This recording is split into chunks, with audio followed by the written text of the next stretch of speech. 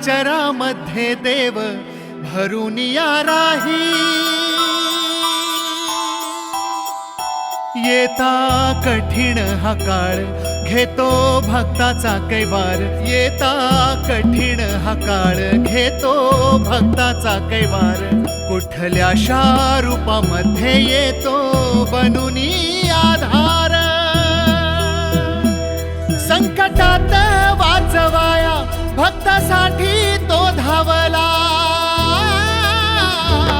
देव पावला देव पावला देव पावला पावला देव पावला देव पावला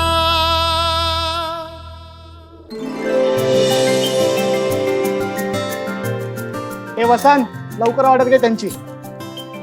अरे हे 2 नंबर टेबलला पाणी दे लवकर.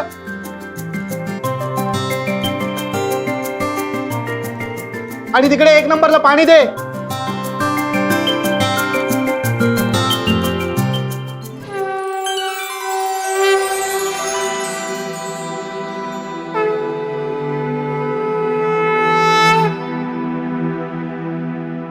गण गण गणात पोते गण गण गणात पोते गण गण गणात पोते.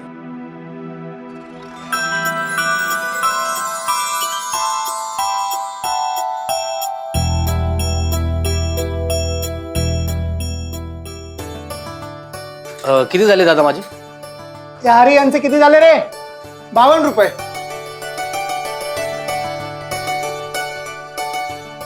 हे घ्या. दादा 100 रुपये 2 रुपये सुट्टे द्या, मी तुम्हाला 50 रुपये देतो. नाही आहेत, सॉरी. अहो माझ्याकडे पण सुट्ट्यांचा प्रॉब्लेम आहे, बघा ना. नाही, खरंच नाही आहेत दादा. नाही आहेत का? बरं, हरकत नाही, पुढच्या वेळेस याल तेव्हा द्या. थँक्यू. ए हरी, बाहेर पाणी दे, पाणी.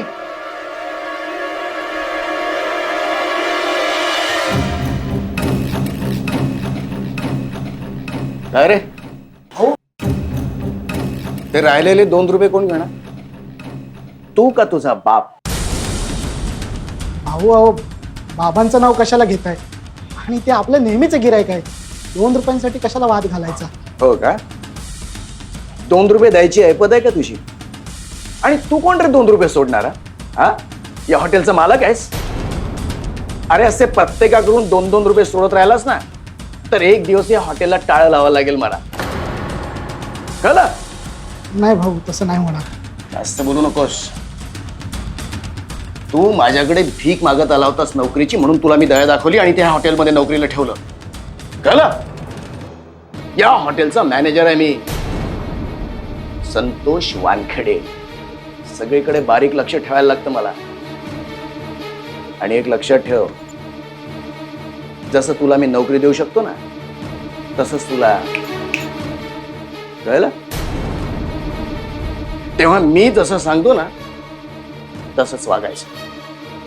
भाऊ आपण ही पाटी लावली आहे इथे. मीच लावली आहे ती, मीच लावली आहे ती. तिथेच बरी दिसते. व्यवहार महत्वाचा आहे, आणि हे तू लवकरात लवकर शिकला ना, तुझ्या फायद्याचं आहे बघ. काय भाई, कसं आहे फूड? कसं आहे? व्यवस्थित आहे ना? हा.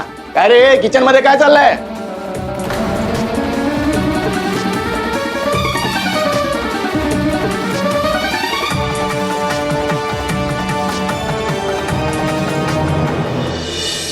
औषध आहे, औषध औषध थोडस औषध आहे, थोडं थोडं, एकच चमचा, एकच चमचा, एकच चमचा. अहो काय हे सगळं बाहेर बाहेर काढलं.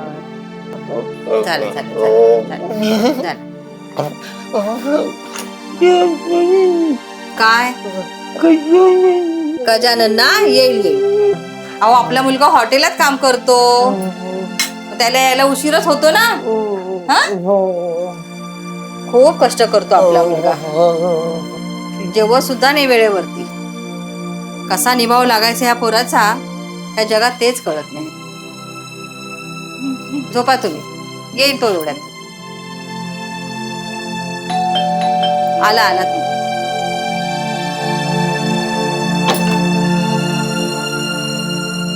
का रे एवढा उशीर झाला? हा अहो, सकाळपासून एक फोन नाही तुझा. बाबा किती काळजी करताय सकाळपासून. असं नाही करायचं, फोन तरी करायचं होता ना.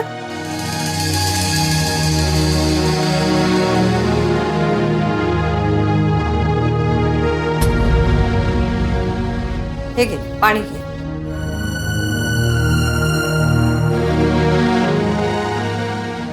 औषधं घेतली बाबाने? हो घेतली.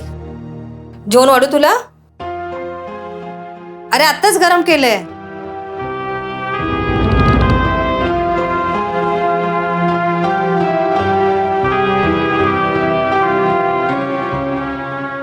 काय झालं? असं चेहरा का पाडलाय तू? काय नाही अगं, ते आमचे मॅनेजर आहेत ना, वानखेडे भाऊ, ते रागवले आज माझ्यावर. का? तुझ्या हातून काही चूक झाली का? हो, माझ्याच हातून चूक होती नेहमी. आई अगं, मी कधी कोणाला फसवलं नाही, काही वाईट गोष्ट केली नाही. इतकी वर्ष आपण महाराजांची सेवा करतो, मग हा अन्याय का?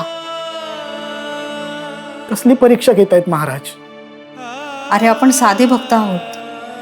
आपल्या हातूनच काहीतरी चूक झाली असेल म्हणून अशी संकट येतात आपल्यावरती. अडचणी कुणाला चुकल्यात का? या अडचणीतून मार्ग काढत पुढे जायचं असतं. तू खूप साधा आहेस बाळा, खूप भोळा आहेस. पण हे जग तसं नाही.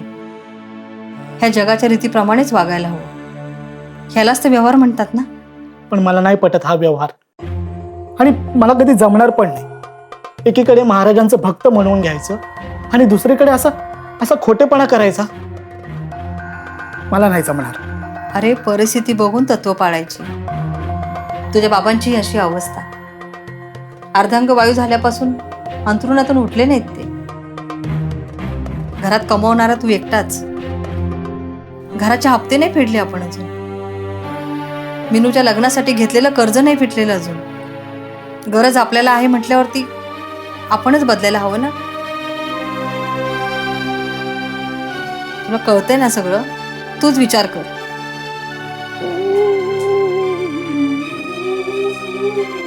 झोपा आता.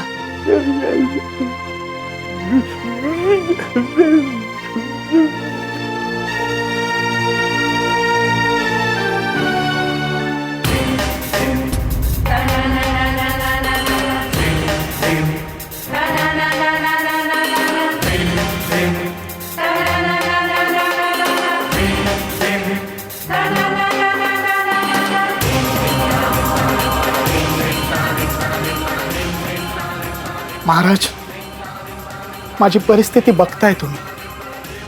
आता तुम्हीच मला मदतीचा काहीतरी हात द्या महाराज.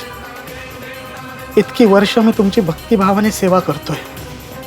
निदान आता तरी माझं आयुष्य सार्थकी लागेल असा आशीर्वाद द्या महाराज.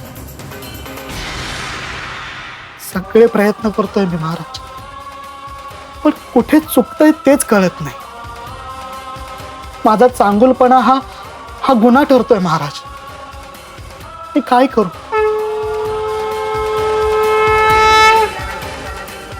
गणगण गणात बोते, गणगण गणात बोते, गणगण गणात बोते. साधा भोळा गजानन. लौकिक अर्थाने शिक्षण, योग्यता अशा कुठल्याच बाबतीत तो मागे नव्हता. त्याचा साधा भोळा स्वभाव हीच त्याच्या यशाच्या मार्गातली खरी अडचण होती. तो प्रामाणिक होता, स्पष्ट बोलणारा, इतरांशी जुळवून घेणं, खटकणाऱ्या गोष्टींकडे दुर्लक्ष करून पुढे जाणं ही कला त्याच्या अंगात नव्हती. पण गजानन महाराजांचा तो निस्सीम भक्त होता. महाराज आपल्या या शिष्याला यशाकडे नेणारा मार्ग खरंच दाखवतील. अहो खराब म्हणजे किती खराब कांदे पाठवले तुम्ही शिंदे भाऊ. अहो सगळा माल खराब आहे. काय म्हणाला? मार्केटमध्ये असेच आहेत. मी तुम्हाला चांगले कांदे आणून दाखवू का? अहो शिंदे भाऊ काय बोलताय तुम्ही? मी लोकांना हे असलं अन्न खायला घालू का? प्रॉब्लेम काय म्हणजे? अहो आमच्या हॉटेलचं नाव खराब होत आहे. नाही शिंदे भाऊ ऐका, तुमच्या ना हिशोबात सुद्धा घोळ आहे. तुम्ही एक काम करा, तुम्ही आधी हॉटेलवरती या. हो, आणि मला चांगला माल पाठवा. तुम्ही या समोर, आपण हिशोब करू, तेव्हाच मी तुम्हाला पैसे देईन. ठीक आहे? हा, ठेवतो मी फोन. ए, यातले खराब कांदे बाजूला काढ रे. काय रे, भाऊ, काय झालं? हा, भाऊ तो कॉन्ट्रॅक्टर. त्याचं काय? त्याला तू डायरेक्ट फोन केला होतास? हो, अहो त्याला जाब विचारणं गरजेचं आहे. भाऊ, भाऊ हा कांदा बघा, हा किती सडका कांदा आहे. हे असलं अन्न आपण ग्राहकांना कसं काय खायला देऊ शकतो? हो, सडका कांदा आहे. हे बघ, या गोष्टीत तू लक्ष घालू नको. हे काम माझं आहे. कोणाचं आहे? माझं. मॅनेजर संतोष वानखेडे. कळलं? अरे तुला जे काम दिलंय ना ते तू कर ना. नको त्या कामात डोकं घालू नकोस आपलं. कळलं? तुझं काय काम आहे? गल्ल्यावर बसायचं, पैसे घ्यायचे, पैसे द्यायचे, पैसे घ्यायचे, पैसे द्यायचे, तेवढंच करायचं. कळलं? मला माहिती आहे भाऊ, या सगळ्यात तुमचा सुद्धा स्वार्थ आहे. तुम्ही स्वतःच्या फायद्यासाठी लोकांच्या आयुष्याची खेळताय. हे असलं घाणेरडं अन्न त्यांना खायला घालताय. मी नाही बघू शकत हे. मी मालकांना तक्रार करणार याची. मालकांना सांगतो. बर, एक मिनिट.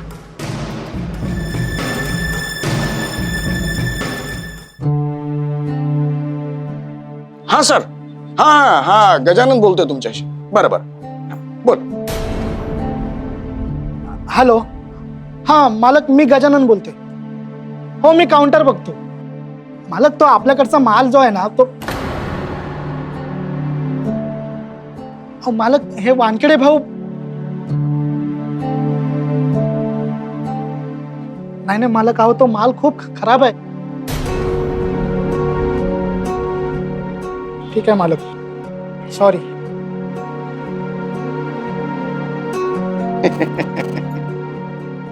झालं बोलू? ए, अरे हे तुझं काम नाही आहे बाळा. हा, तुझ्यापेक्षा मी जास्त पावसाळे बघितले आहेत. आलं का लक्षात? नको तिथे डोकं खुपसायचं नाही. कामाशी काम ठेवायचं आणि माझ्या वाकड्यात शिरायचं नाही. आलं लक्षात? हा, आणि हे बघ, ही तुला शेवटची संधी. यापुढं कुठलीही चूक केली ना तर इथून हाकल्याला जास्त वेळ लागणार नाही मला. कळलं? जा, गल्ल्यावर बसून काम कर आपलं.